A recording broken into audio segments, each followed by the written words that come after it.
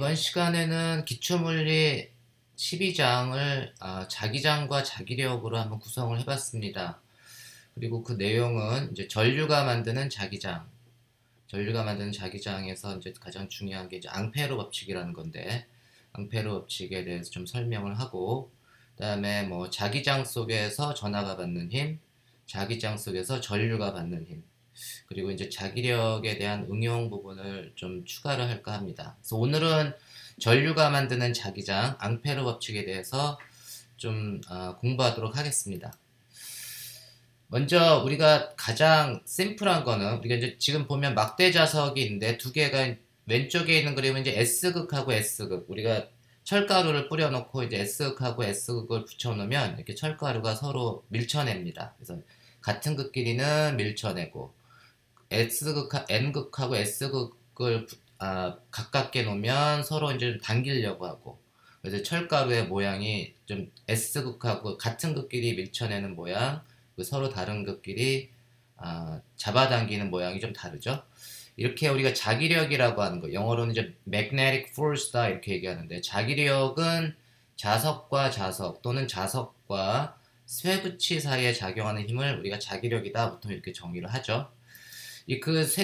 지금 이 철가루의 그 그림을 보면, 철가루의 그림을 이제 이 곡선으로 이렇게 나타내주면, S극하고 S극끼리는 서로 이렇게 철가루가 밀쳐내서 서로 이제 밀쳐내는 그림을 나타내주고, 화살표는 지금 S극 안으로 이렇게 들어가고 있네요. 그리고 오른쪽 그림은 이제 S극하고 N극이 N극에서 나타나는 사이에 작용하는 자기력에 의해서 나타나는, 우리가 이제 자기력선인데, 그림을 이제 그려보면 이제 N극에서 이렇게 나와서 이제 S극으로 들어가는 화살표로 이렇게 나타내주고 있습니다.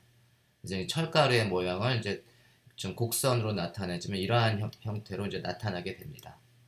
우리가 이제 이렇게 해서 우리가 자기장이라고 하는 걸 정리할 수 있는데, 자기장은 우리가 자석을 냉장고 안에 갖다가 가까이 가져가면, 물론 딱 붙이면 붙이겠지만, 가까이 가져가서 손가락을 이렇게 딱 끼워 놓으면 냉장고 문하고 자석 사이에 손가락을 끼워두면 그런 자기력 같은 걸 좀 느끼죠. 자기장은 보이지 않습니다. 근데 그 힘이 느껴지는데, 그 자기력이 미치는 공간을 우리가 자기장이다 이렇게 얘기를 합니다. 자기력이 미치는 공간을 눈에 보이진 않지만, 눈에 보이지 않는 거 이렇게 철가루 갖다 놓으면 이렇게 보여요. 자기장이 미치는 공간을 자기장이라고 하고, 그림은 이렇게 선으로 이렇게 나타내 줍니다. 보통 우리가 이제 막대 자석에서 이제 자기장을 이렇게 그려보면, 그 자기장을 우리가 이제 그 철가루를 통해서 그릴 수도 있고, 그 자석 근처에다가 이제 나침반을 갖다 놓으면 나침반이 움직이기 시작합니다.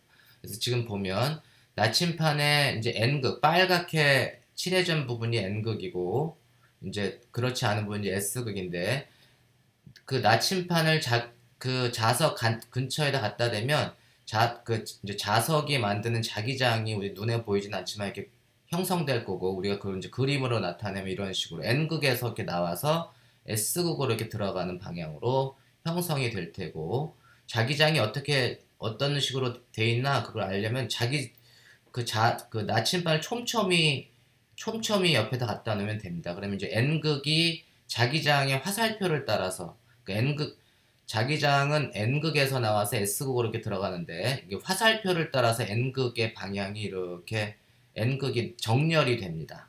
그래서 N극을 쭉 연결해서 그으면, 그러면 그게 우리가 자기장의 방향을 우리가 찾을 수가 있습니다.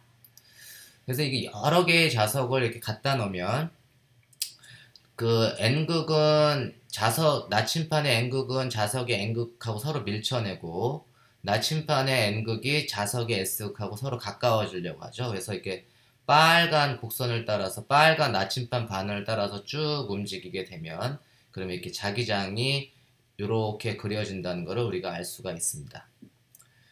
우리가 이제 지구도 우리가 나침판을 가지고 할 수 있는 게 이제 북극 찾아가는 거잖아요. 지구의 북쪽이 어디냐? 그래서 지구의 북쪽을 향하는 부분이 빨간 나침판 바늘, 북극의 나침판의 빨간 바늘이 향하는 방향인데, 그렇다는 얘기는 지금 자석으로 따지면 우리가 그 지리학적으로 지구의 북극과 자석이 만드는 북쪽은 다른데, 그러니까 마치 우리가 자석이 북쪽을 가리킨다는 얘기는 그 지구가 자석의 역할을 한다 이런 얘기죠. 그러면은 자석으로 지구를 만들어준다면 자석에서 지구의 북쪽은 자석으로 따지면 어떻게 되나요?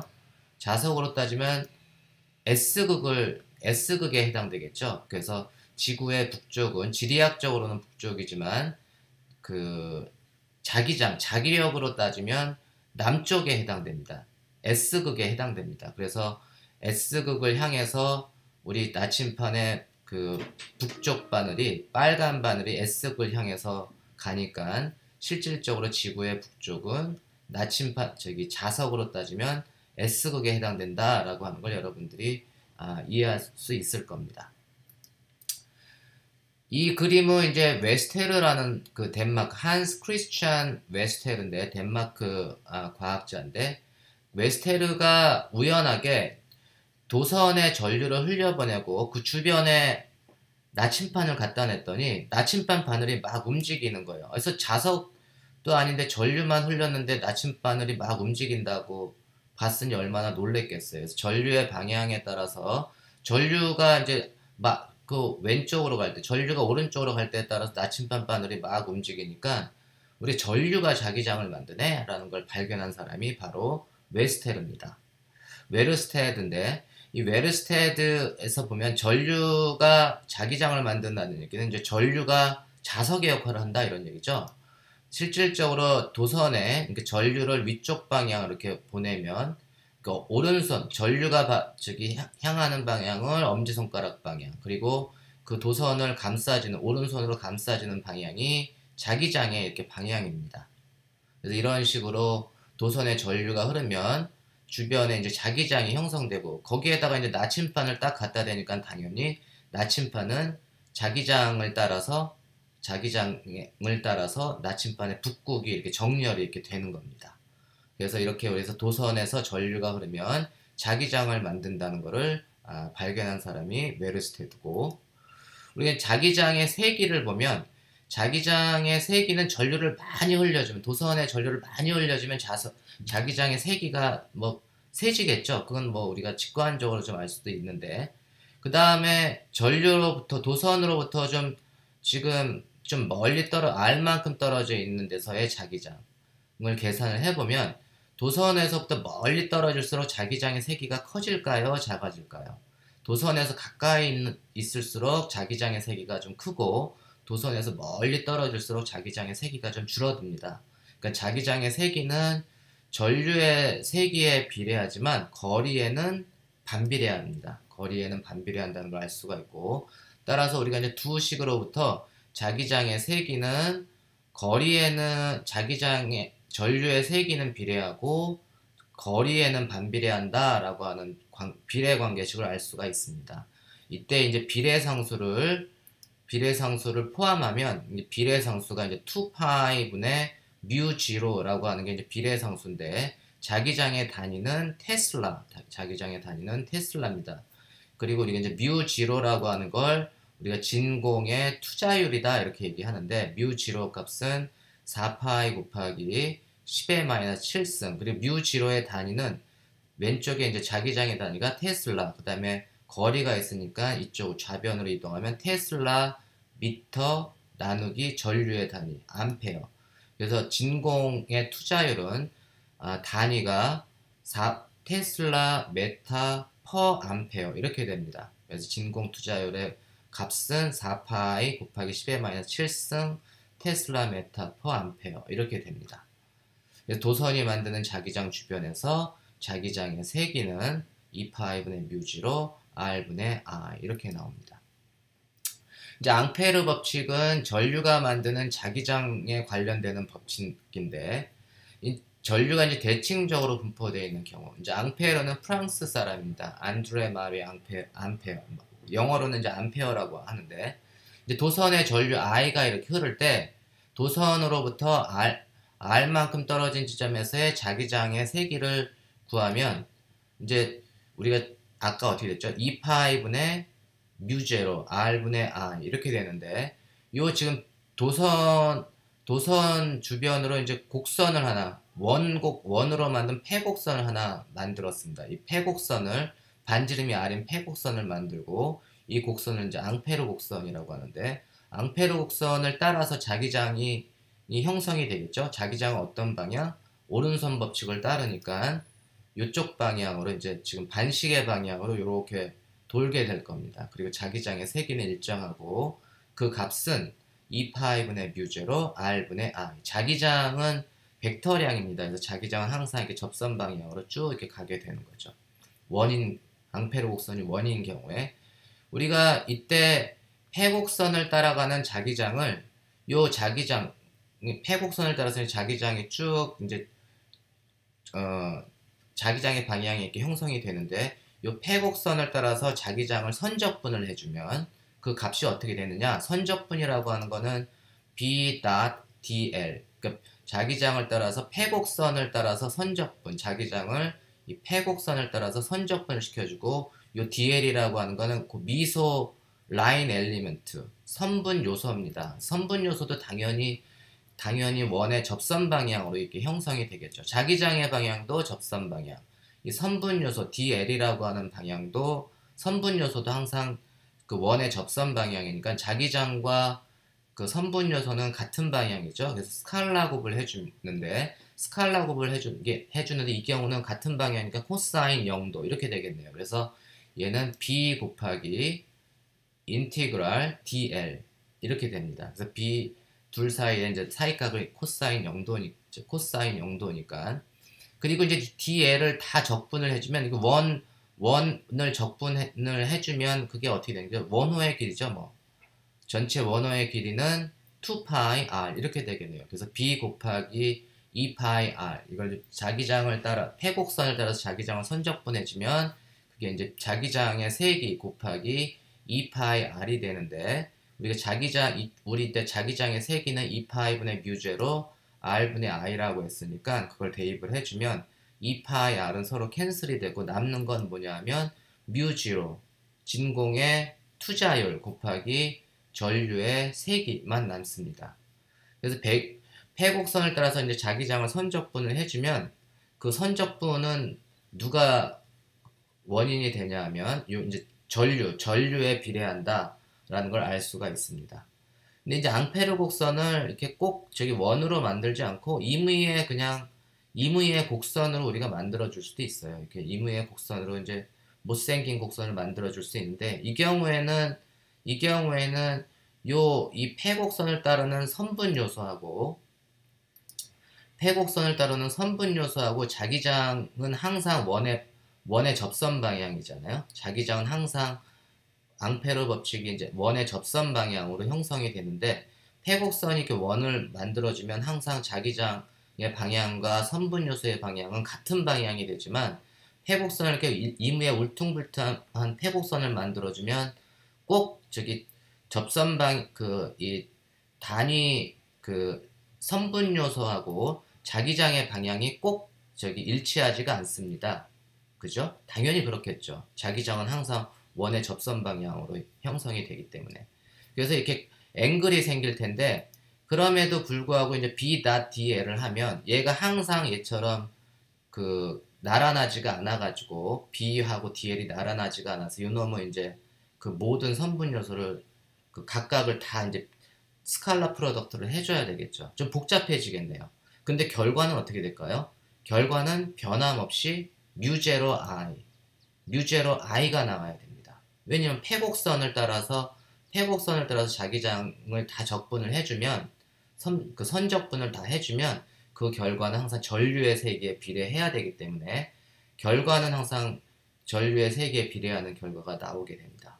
그래서 이거는 패곡선의 모양과 상관없이 이 B.dl을 자기장을 패곡선을 따라 선적분을 해주면 그 결과는 전류에 비례한다라고 하는 결과는 변함없이 성립한다. 그래서 우리가 이걸 패곡선을 따라 자기장을 선적분한 값은 폐곡선 안을 통과하는 전류에 비례한다라고 하는 걸 우리가 앙페르 법칙이다.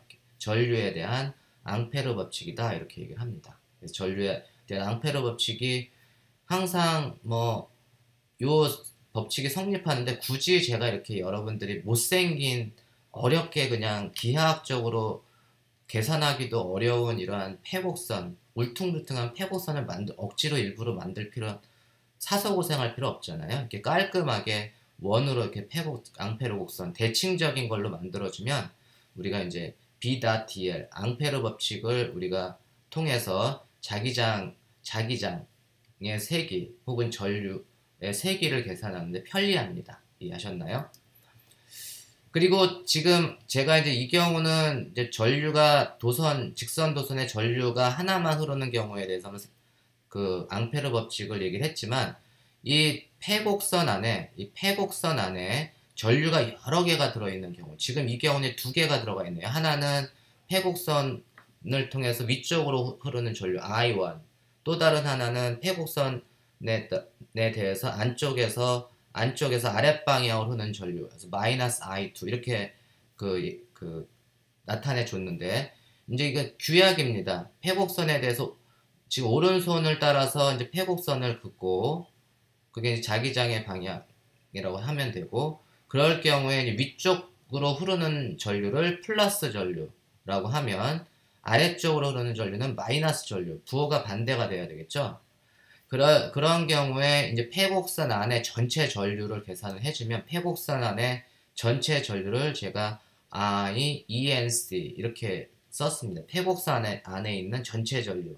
영어로 이제 그 폐곡선 안에 있는 전류라는 걸 enclosed라는 영어 단어를 써가지고 ENC로 했는데, 폐곡선 안에 있는 전류의 총합을 계산을 해줘야 돼요. 그러면 그거는 I1 더하기 마이너스 I2, 그러니까 I1 빼기 I2가 돼서, 우리가 이 경우에 이제 앙페르 법칙을 적용을 하면 이 전류가 하나가 아니라 폐곡선 안에 있는 전체 전류의 합을 다 구해줘야 됩니다. 그래서 가장 일반적인 앙페르 법칙은 폐곡선 안에 전류의 총합이 폐곡선 안에 들어있는 전류를 I의 ENC라고 하면, 앙페르 법칙은 B.dl을 선적분 해주면 우리가 이놈은 그 폐곡선 안에 있는 전체 전류, 그 안에 있는 전류에 비례한다. 그래서 μ0 I ENC enclosed가 정확한, 좀 더 보편적인, 가장 일반적인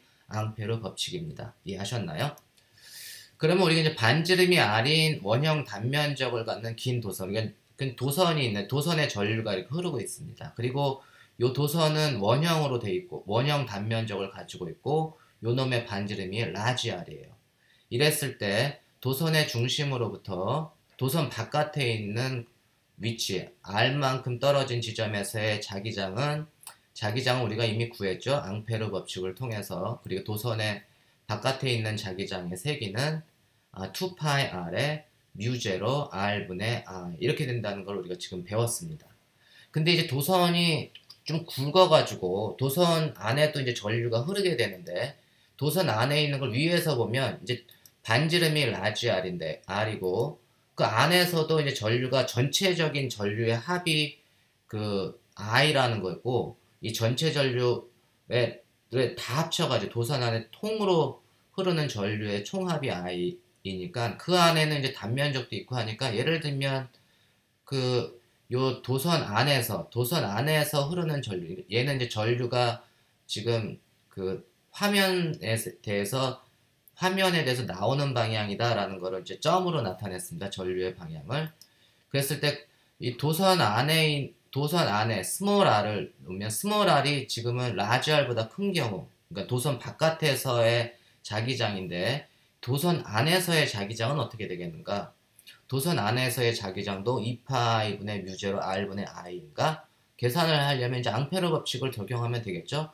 요 지점에서 이제 앙페르 곡선을 요 지점에서의 자기장의 세기를 알기 위해서는 앙페르 곡선을 하나 만들고, 그럼 요 앙페르 곡선을 따라서 이제 자기장이 이렇게 형성이 되겠죠. 그렇죠? 그때의 자기장을 B인 안쪽에서의 자기장이라고 할게요.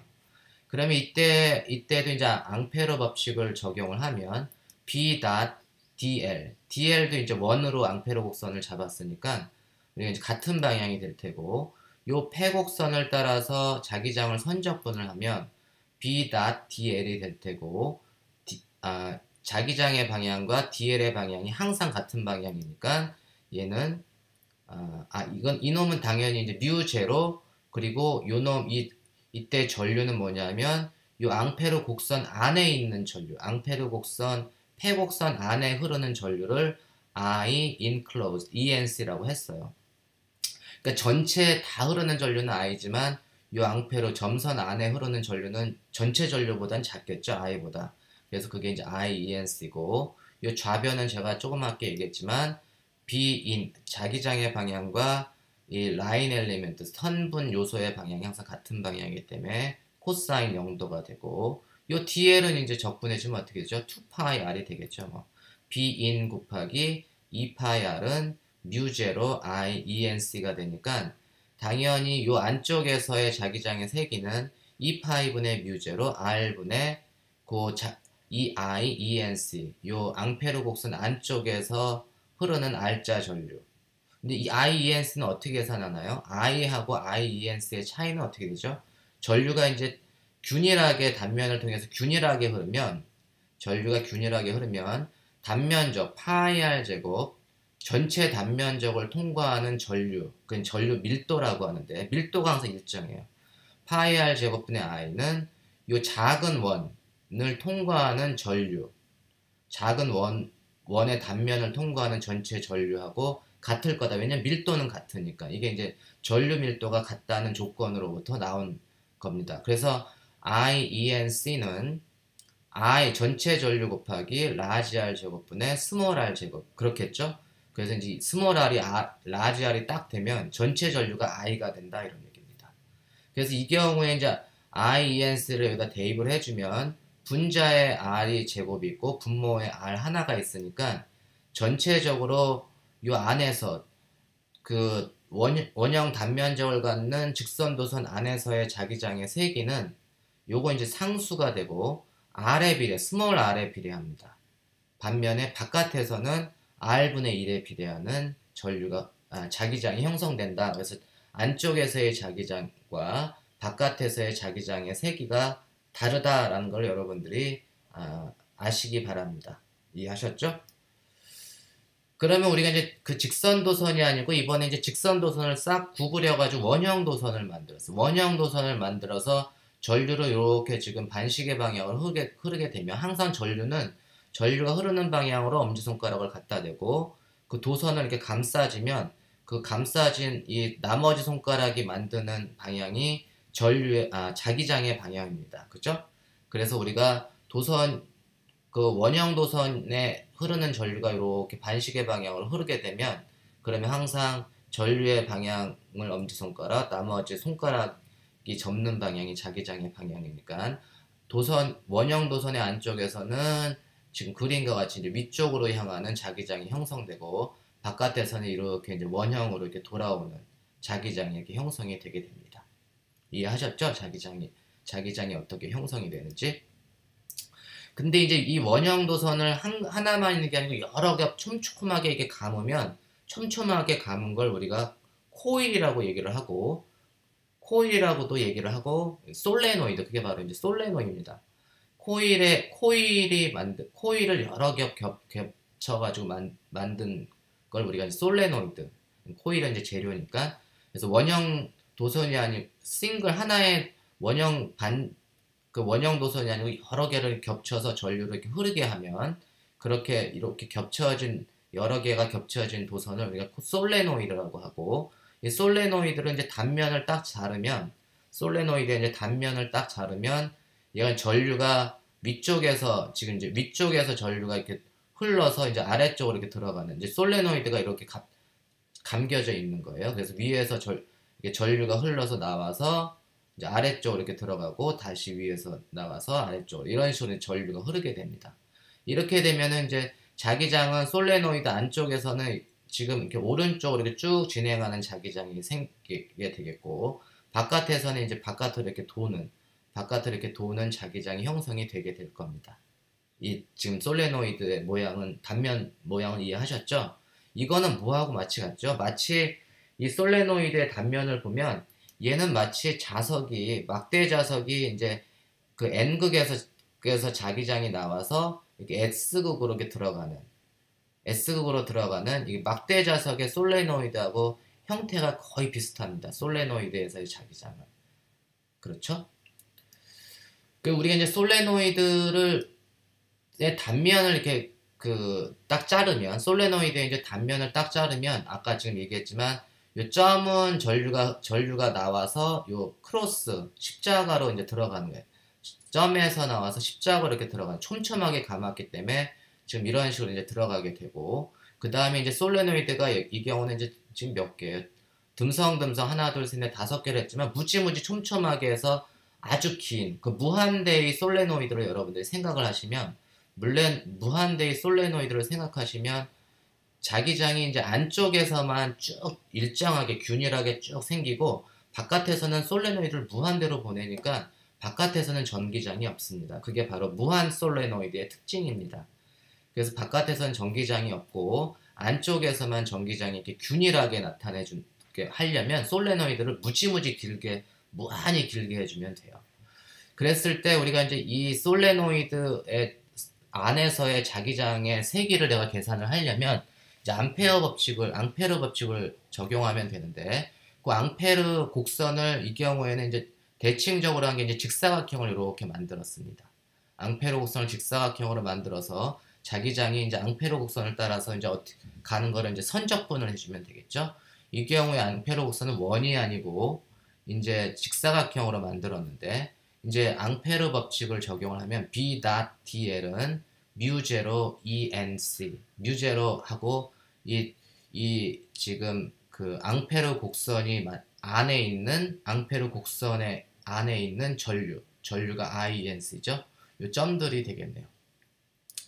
근데 이제 이 폐곡선을 따라서 선적분을 한다는 얘기는 자기장을 A에서부터 B까지 선적분하고 또 B에서부터 C까지 선적분해주고 A에서부터 B까지 적분해주고 그 다음에 B에서부터 C까지 적분해주고 C에서부터 D까지 또 적분해주고 D에서부터 A까지 또 적분을 해주고 이게 그 라인을 따라서 다 적분을 해주면 그게 바로 폐곡선에 대한 적분이 되는 겁니다. 이해하셨나요?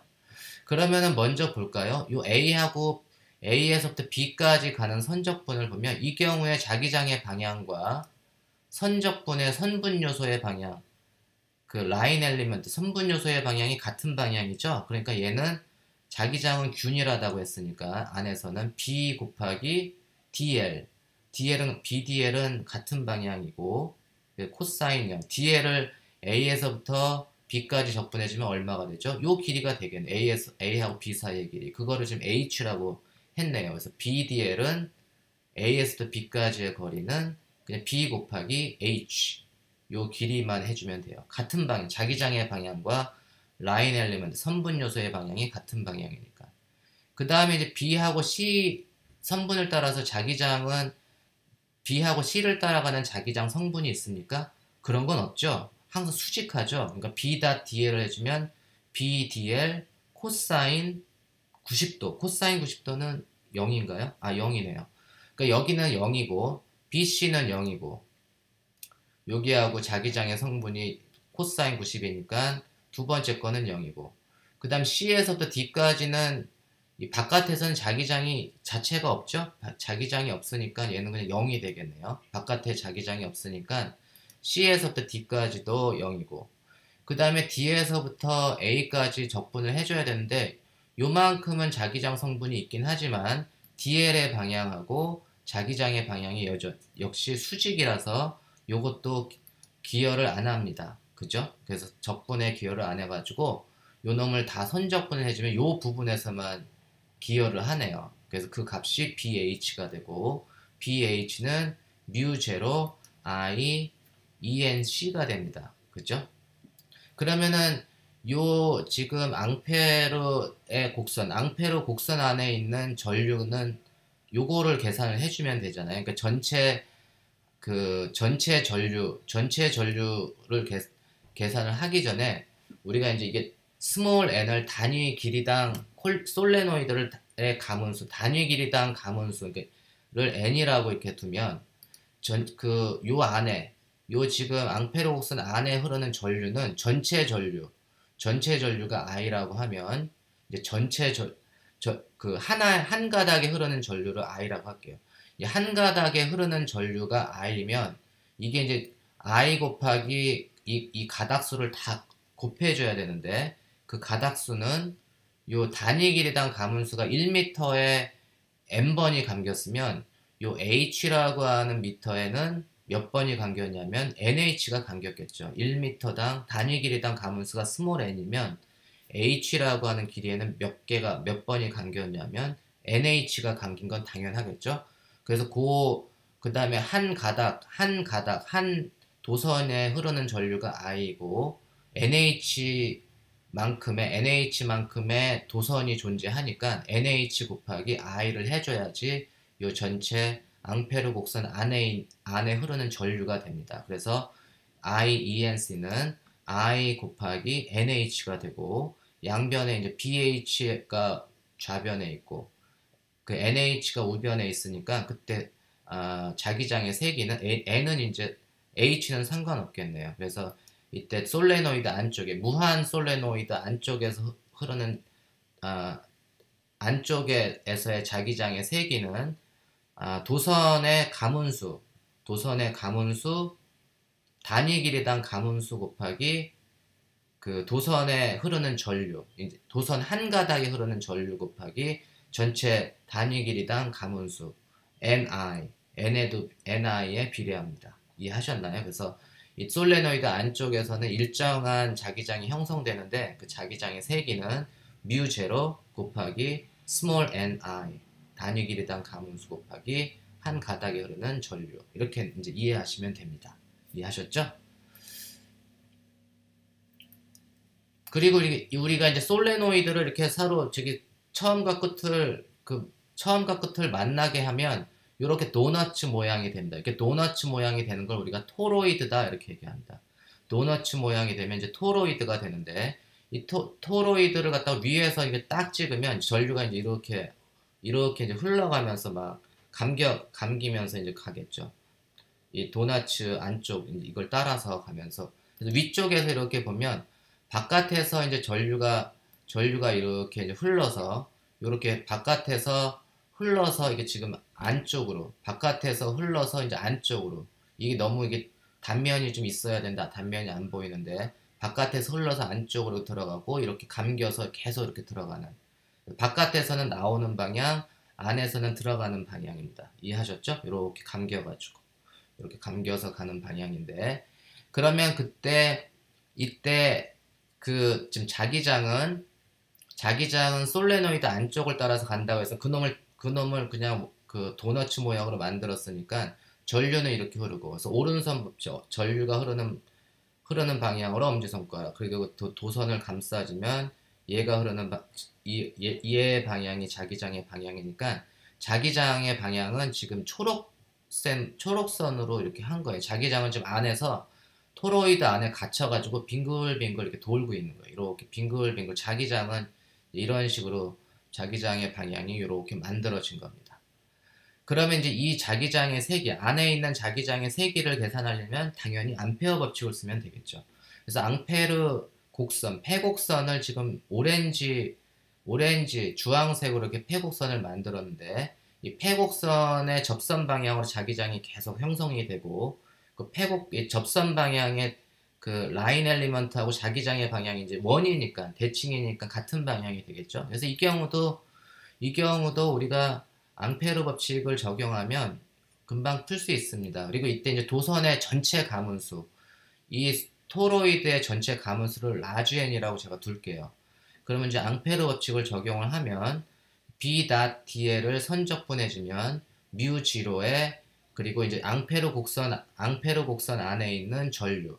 그럼 사실 이건 전체 전류 가문수가 n번 가문수가 있으면 그 n개의 전류가 다 있는 거죠. 이 안에 사실은.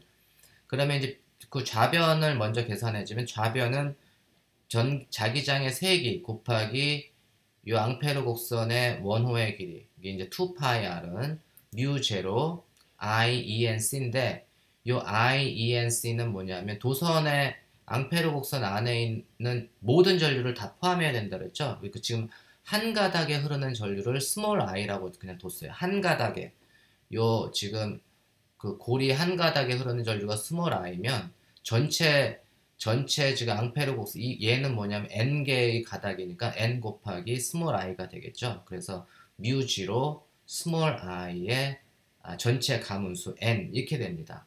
그래서 우리가 이제 요 자기장은 토로이드 안에 있는 자기장의 세기는 2파이분의 뮤 제로 r분의 in 2파이분의 뮤 제로 r분의 in 그냥 마치 그냥 한 가닥의 도선 그 한 가닥의 도선 i가 흐르는 도선에 흐르는 전류에서 r만큼 떨어진 지점에서 자기장의 세기를 구하는 것과 같죠. 다만 그때는 이 도선이 하나가 있는 게 아니고 이제 i가 흐르는 도선이 n개가 있기 때문에 in이 곱해진 겁니다. 그러니까 토로이드에서의 자기장의 세기도 이해하셨죠? 그래서 그 안에서는 자기장의 세기가 요 거리에 따라 좀 달라져요. 그러니까 요 지금 도선 안쪽에 있을 때가 좀 더 세고 바깥에 있으면 좀 더 약해지고 이해하셨죠? 그럼 우리가 이제 여기까지 하고 다음 시간에는 자기장 속에서 전하가 받는 힘에 대해서 공부를 하도록 하겠습니다.